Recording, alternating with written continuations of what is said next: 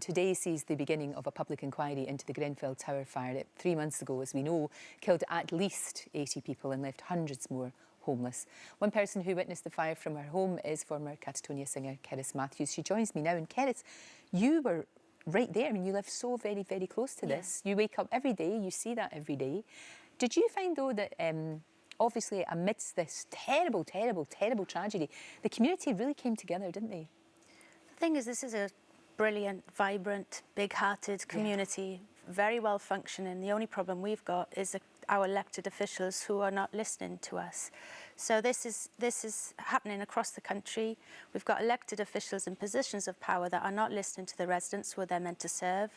And they're systematically degenerating places, selling off public assets, and for whatever reason, they're making these decisions that has so tragically ended up with this. But this should not have happened had they listened. So this inquiry now, let's see who they ask to become core participant witnesses. They're allowed to see the evidence and suggest lines of questioning, see some transparency, see some accountability, because this leads from central government as well as local government. There's a lot of work to be done. Oh, there absolutely is. And when you think about it, for the people that live there, it's there all the time, isn't it? That's the thing that must be so traumatic for everyone. We can't forget this. No. You know, this the most, apart from the tragedy that has affected the people directly affected by this, the heartbreak is this is the system. There's something rotten in the system whereby we can have these people making decisions, whereby building control have let us down so badly in terms of why on earth would they put untested cladding on the buildings? Why after Mumbai, Melbourne, Dubai, would they still think it's a good idea to put the cladding on high-rise buildings? Why do fire regulations after Lacanau, when the experts recommended that we look at these high-rise buildings? Why didn't the ministers listen? Why are they deregulating? Who's benefiting from making these ridiculous decisions? And you, like I say, you are living with it. You know, your whole community are living with that every single day. Your children have to live with it. That's a very difficult thing for kids, for not just your children, but for all of the children living there.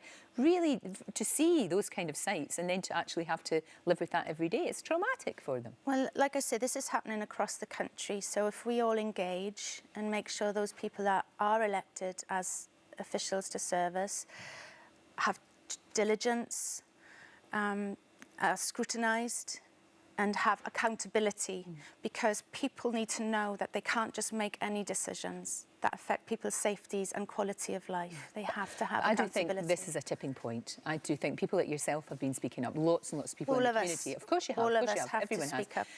But not just there, you know, throughout the country, and that's very, very important. There's a lot of distrust, so let's see what happens with this inquiry. There's a lot of distrust because people in positions of power are still in those positions. They're still on the payroll, and people are asking what's happened to the donations that the great British public gave, because that's not coming through. So where's the transparency? Where's the logic? Where's the care? Where's the compassion? Where's the expertise? I don't know. Are you more kind of like sorrowful than angry about it? I'm heartbroken at the British system, central and local government, public policy, and people that are making decisions for great communities that obviously have no idea of what makes up great communities and how they work. Because that's what you've always been very passionate about that, haven't you? And about I love people. Yeah, and about sort of like, and communities are really, really important, and sometimes, especially, you know, in big cities. But in a city like London, I'm sure it happens all over the country, there's sort of like little pockets of community, and that's really, really What's important. life about, Lorraine? Family, friends, of course, day-to-day life, your postman, your shops, your teachers, your schools, your leisure centres, your community. And that's I think where you really are coming from now. You know, I mean, I know you've got this festival that's coming on, which is that festival is very much about all of those things that you've just mentioned, isn't it? Yeah, it's trying to get away from being just a consumer. It's in Flintshire, it's called the Good Life Experience. And it's this weekend, so if you want to come, you'd have a very warm welcome. Absolutely, and we need more joy in our lives. We need more fun. That's the thing. We really do. You know, we need to keep our brains on. We absolutely do. No, very much so. And your children kind of inspired this, didn't they? Was it your kids? Yeah, basically. You know, and it's very hard as a working mother or as a member of a modern society to make sure that we have plenty of time in the fresh air, using our hands and getting away from screens and being physical. So you know, I loved, my favourite memories as a child was on a farm, going crazy in haystacks and jumping, you know.